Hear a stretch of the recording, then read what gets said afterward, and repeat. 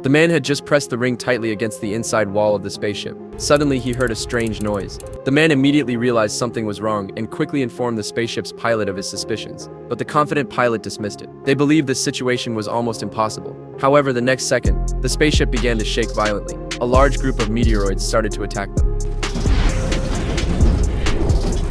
The pilot panicked instantly. He hurriedly sought help from the man. The man calmly fastened his seatbelt. Then he instructed the pilot to use a wormhole, and they successfully traveled to a distant galaxy. But this crisis was far from over. Severe damage to the cabin meant they could no longer continue their journey. Perhaps it was by coincidence. They had no choice but to make an emergency landing on a nearby planet. But the spaceship's AI suddenly issued an alert. Earth was no longer suitable for human life. The man was instantly shocked. This was clearly the home where humans once lived. But now it had been listed as the #1 restricted zone by the Intergalactic Bureau. It turned out that thousands of years ago, humans' reckless destruction of the environment led to global warming. To preserve the flame of civilization, nations of the world united. They led humanity across tens of thousands of light years. They settled on a new planet. However, in the eyes of the native inhabitants, humans were nothing but complete invaders. To drive humans away, they released a terrifying creature called the Esha. The Esha had no vision, but it could lock onto its target through humans' inner fear. In the critical moment of their species' survival, a commander named Will stepped forward, because he had long since completely overcome fear. Soon, Will led humanity to a victorious comeback. He thus became a hero in the hearts of everyone. But what Will never expected, even after earning the respect of the world, he could never gain his son's approval.